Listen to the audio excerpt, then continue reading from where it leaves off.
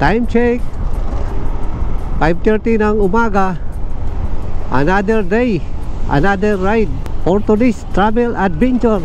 Ating papasyalan itong Upper Wawa Dam, ang tinaguriang mega project ng gobyerno na itinatayo dyan sa bulubundukin ng Sierra Madre sa probinsya ng Rizal, na sinimulang itayo taong 2020 at inasahang matatapos sa huling buwan ng 2025.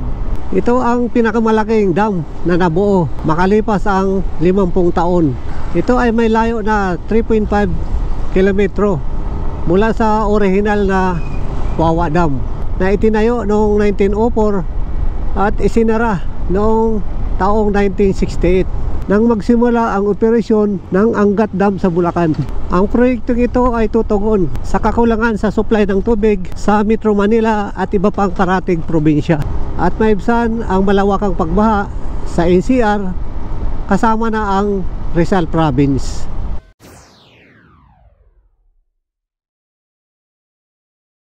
First time lang natin marating itong Wawa Dam, kaya medyo excited tayo kung anong makikita natin dito. Matatanong na dito ang matataas na kabundukan. Ramdam na dito yung lamig ng hangin.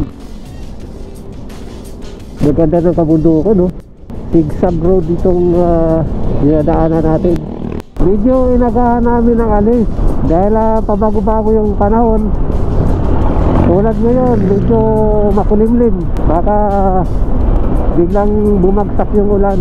Ganitong kalsada, ito yung madulas kasi mamasa-masa lang siya. Aliwalas ang panahon, no? Kaya malamig na dito dahil tingnan mo naman yung mga kabundukan kataas.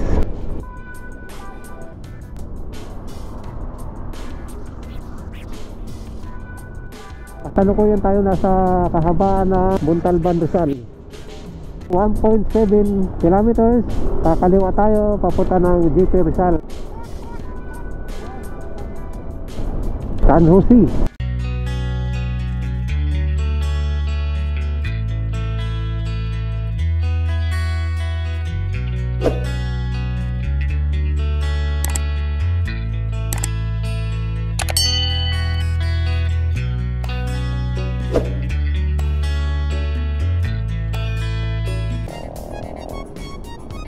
Una naming puntahan itong lumang Wawa Dam o Lower Wawa Dam, bago yung tinatawag nilang Upper Wawa Dam, dahil sasakay pa tayo ng bangka bago tayo makarating dyan. Dito na tayo sa pinaka sentro ng Montalban, Rizal.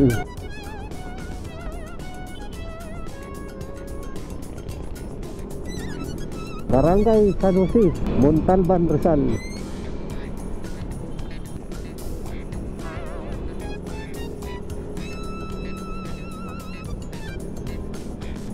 Maraming salamat. Sentro Mall, Montalban, Rizal.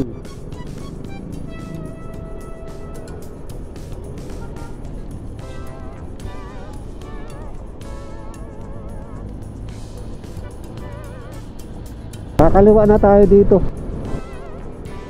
Kumanan tayo dyan papunta ng Congressville. Ganda na simbahan.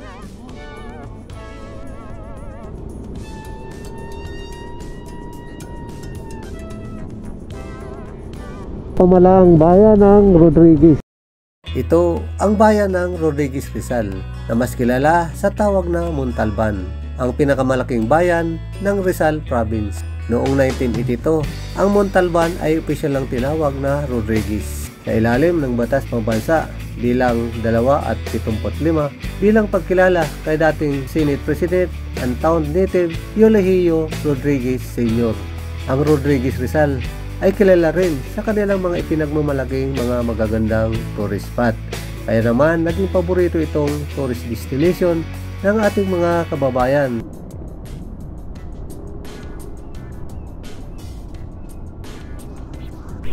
Dito pa lang sa baba, matatanaw na natin yung matataas na kabundukan ng Rodriguez Rizal.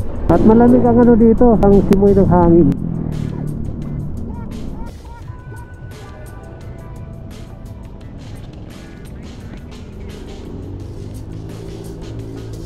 Di mo akalain na dito pala sa karatig bayan ng Metro Manila ay may matatanaw pa tayo na ganitong mga matataas na kabundukan.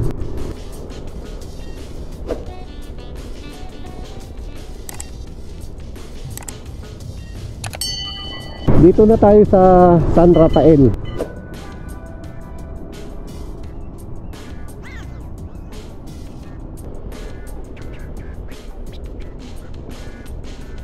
Meron tayong matatanaw na parang waterfalls. Tingnan natin. Malakas yung bagsak ng tubig. Ang tawag sa falls na yan ay Tubagan Falls. Rancho Luisito.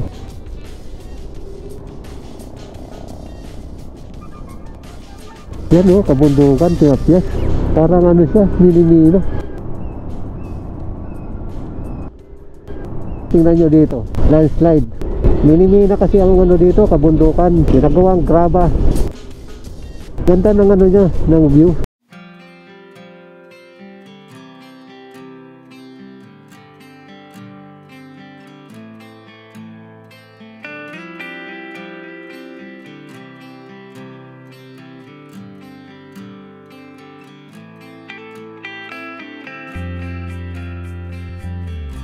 Sa likuran ng magandang bundok na yan, makikita natin yan yung Eastwood Greenview Subdivision sa San Isidro, Rizal.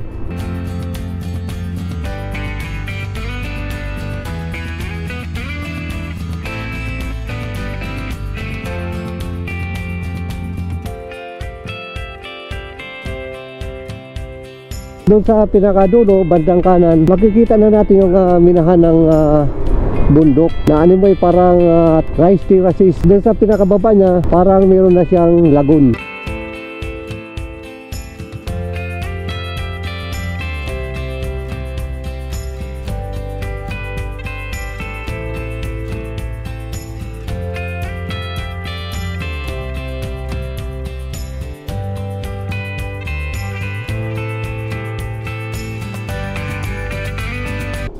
Grabe taas.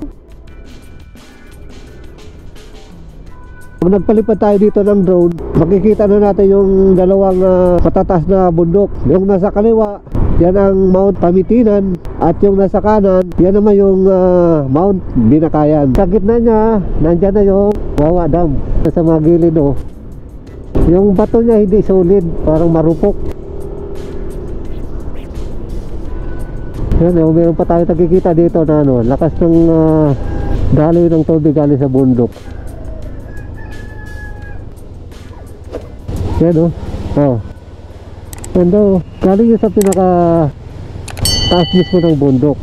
Ganda dito, pwede na tayo maligo dyan Ayon sa lokal, yung river na yan ay dyan kumukuha ng tubig ang mga residente dito kung summer. Gumagamit sila ng mga hose o water pump para akyat papunta dito sa kabayan. Pero pag maulan, sa ulan sila kumukuha ng supply ng tubig na tumatagas lang sa mga gilid ng bato. Tatawid tayo ng tulay. Napapansin natin yung tubig medyo malabo gawa ng mga pag-ulang nung nakaraan. Kaya hindi tayo pwede maligo dyan sa Wawa Dam. Dito na tayo. Lamig ng hangin. Pagka kumanan tayo dyan, papunta siya ng Mount Parawagan. Dito tayo sa kaliwa, papasok tayo ng papunta ng Wawa Dam. Dito tayo sa kaliwa. Dito na. Welcome Pamitinan Protected Landscape.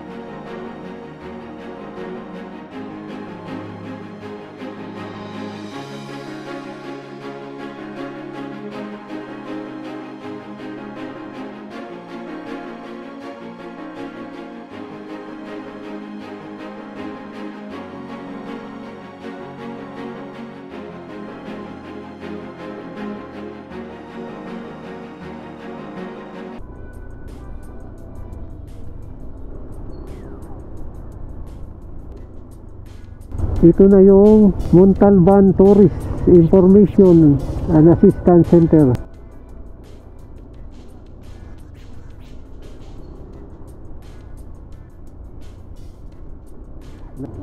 Napakalawak ng parking dito.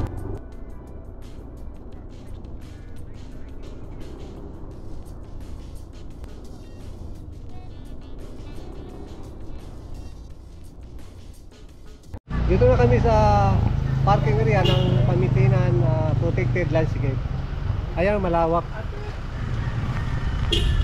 Ngayon pupunta tayo doon sa pinaka-information nila para mag-inquire tayo doon sa entrance o yung mga policy pa na kailangan malaman natin dito.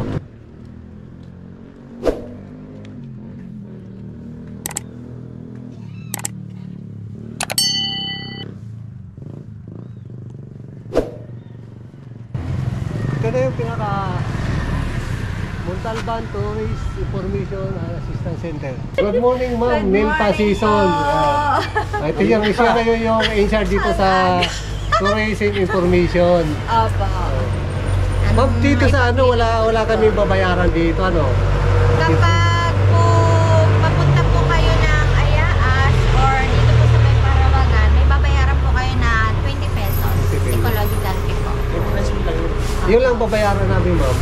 Kapag dito naman po ang way ninyo sa may Wawa Dam, meron pong 20 pesos per head po dyan. DNR po ang nagko-collection dyan sa may dam po, meron po doon.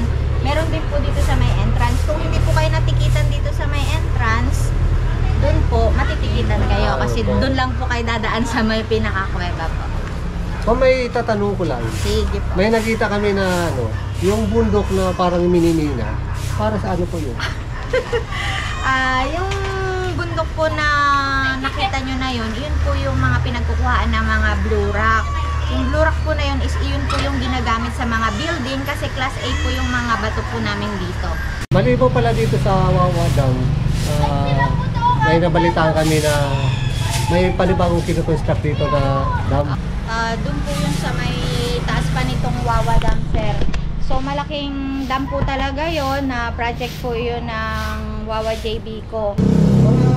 Kailangan ano dito po na operation dito bagong dam. Nag-start na po. Before pa po mag-Karina, nag-start na po siya mag-ipon ng tubig. Yun na yung tinatawag kayo na Upper Wawa Dam. Yes po, Upper Wawa Dam. Ito yung pupunta namin sa pinaka-lower Wawa Dam. Siguro po, lower na rin kasi may upper na po eh. Opo. Ito yung mga pwede nating puntahan dito sa Montalban Rizal. Yung mga ano nila, tourist attractions. Kung nakita nyo naman po yung Karugu Falls dyan is mahina, dyan sa picture po, siguro po yung na-print po ay luma na. Baka pa-summer na po yan. Pero ngayon pong panahon na to, malakas po ang Karugu Falls tsaka yung Tuway Falls po na. Maganda ang Wawa, parang paraiso. Kasing ganda ni Ma'am Nilpa Season. Thank you po. Ayan, makikita natin. Ang dami na rin na dumarating ng mga turista.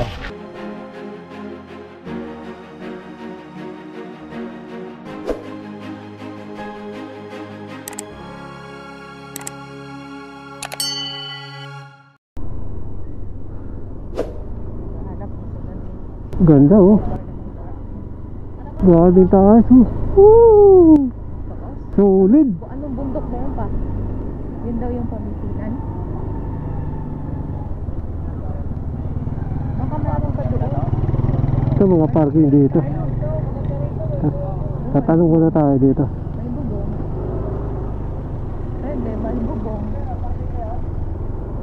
Ayun, may mga bubong kaya mahal. Maraming ano dito, maraming parking lot para sa motor. May bubong. May mga ano pa, may mga bubong pa. Dito na. Sir, magkano parking dito? 30 lang, sir. 30 lang. Nakabubong pa ang parking nila. Sir, ang pangalan niyo, sir? Dodong po, sir. Shout out kami dyan sa Nag-mamadis dito pa. Pinan, Sinakayan. Ano dito? Tawa ba ko yan? Parking area kasi Pinakayan. may bubong. Naglalakad na kami. Ito lang yung baon namin. Nilagang saging. Papunta kami ng ano, Wawa Dam. Mapapansin natin dito yung mga bahay, nasa baba lang siya ng mataas na bundok ng Mount Binakayan. Marami tayong pwedeng mabili. Yung saging, papaya, Hindi na po. yung mga puso ng saging. 50 madam, native po yan. Harvest po yan dito. Dito lang mismo na-harvest mo. Opo. Kaya sa Riwas pa kasi dito lang mismo na-harvest. 20 lang kilo madam. Yung ano nila. 20 lang yung kilo. Sana ano yan. Native yung native niya kasi medyo pino siya. Pero sulit ang laman Native niya. po yan. Oo. Sulit yung laman niya. Dilaw po talaga yung laman yan, sir. Maliliit lang pero sulit yan. Bibili ako kamote Kamuti. Pati ito, oh. Ayun. Marami dito pwede mabili. Puti? Dito suso. Ito to. Ayan. Masarap kataan yan. Ano po to? Parang magkawig siya ng Tinipak River sa Tanay Rizal. Ganda ang mga rock formation dyan sa baba. Sa ngayon wala tayong nakikita ng naliligo. Mga tao doon. Ayun, sir, muli, masiraan. Sa pagdating mo doon kala kay Ryan, Ito yung pusti ng pinakahanging bridge. Kung pupunta tayo doon sa Pangitinan Cave, dito tayo aakyat.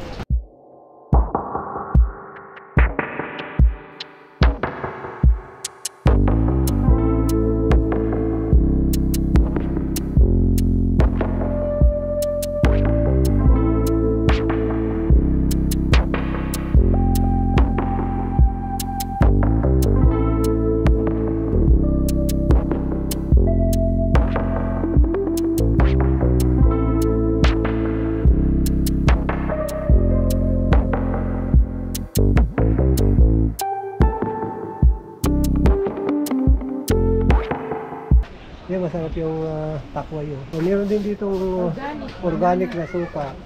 Banana. Sabi dito ng residente, nung bagyong Karina, yun, nagbagsakan yan. Buti na hindi tumuloy dyan sa pinakabahay. Lagi ng tibak na bato.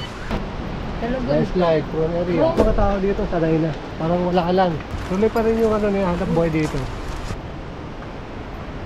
Sabi eh! Woo! Hot tunnel. Yung mga tumutulong tubig galing sa taas.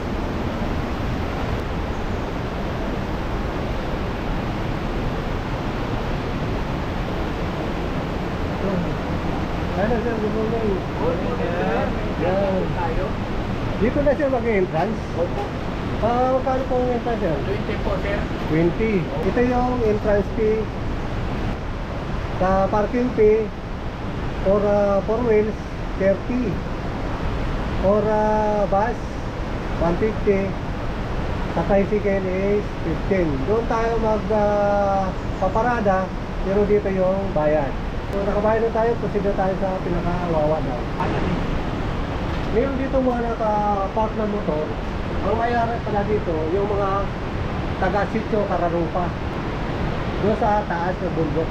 Dito sila nagpa-park kasi di pwede galing ang motor doon.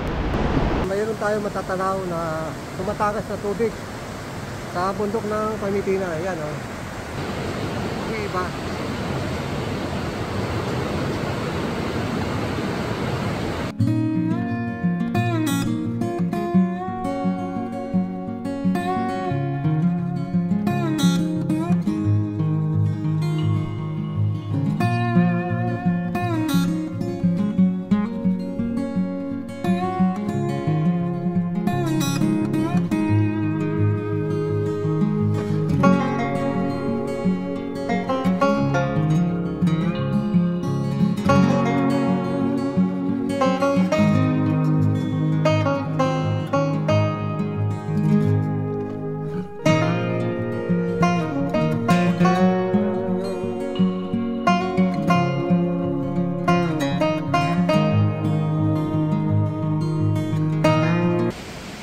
Akit na tayo dito sa pinaka tulay.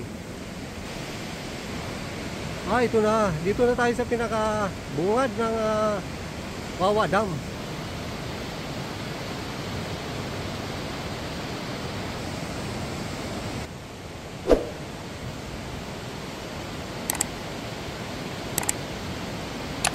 Taas.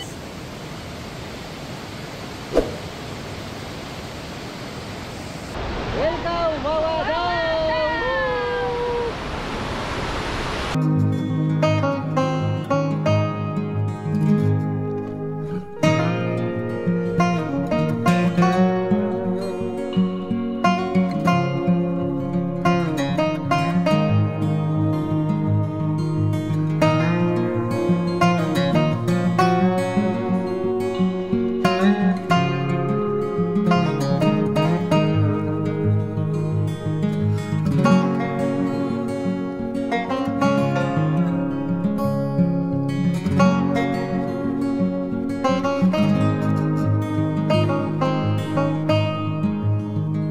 makikita natin napakalakas ng current ng tubig ngayon.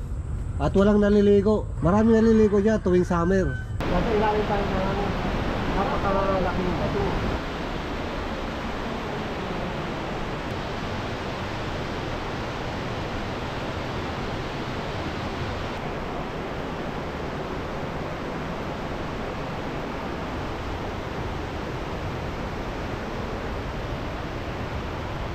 Bababa tayo doon sa pinaka gilid mismo ng Wawa Dam, doon sa may mga bangka. Tingnan nyo kung gaano katarik yung pader. Grabe. Ano sa bundok yan? Bakit? Dito na rin tayo kukuha ng bangka papunta doon sa pinakababa ng ginagawang bagong dam.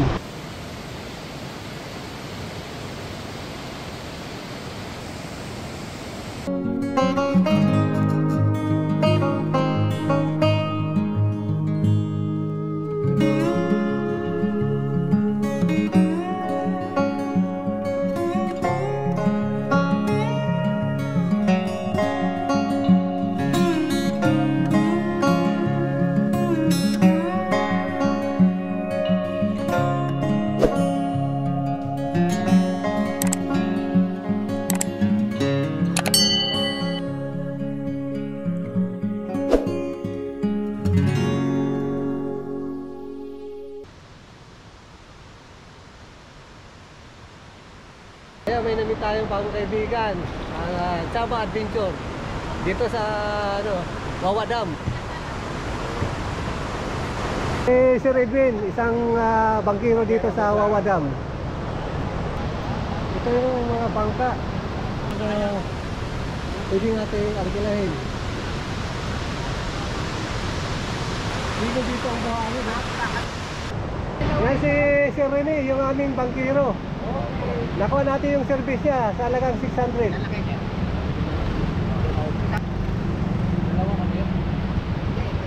Tutulak na kami, papunta tayo doon sa malapit sa ginagawang bagong dam. So, tinatawag nila dito na Upper Wawa Dam.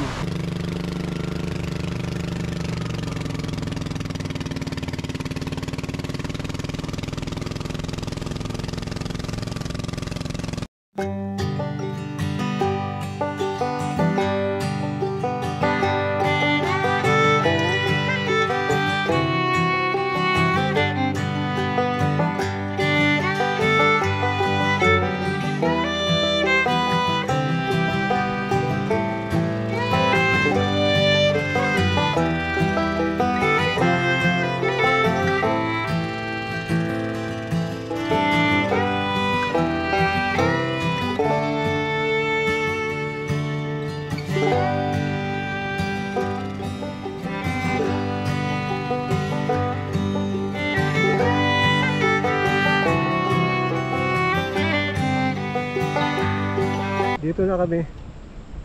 Malawak din pala dito. At medyo malayo-layo rin yung binangka natin. Dito na kami sa pinakababa ng ginagawang dam. Ngayon subukan natin kung makapalipad tayo dito. Bato-bato. Ito ang Wawa Bulk Water Supply o mas kilala bilang Upper Wawa Dam, ang isa sa pinakamalaking water supply dam project na nabuo makalipas ang 50 taon. At ito ay matatagpuan sa bulubundukin sa probinsya ng Rizal.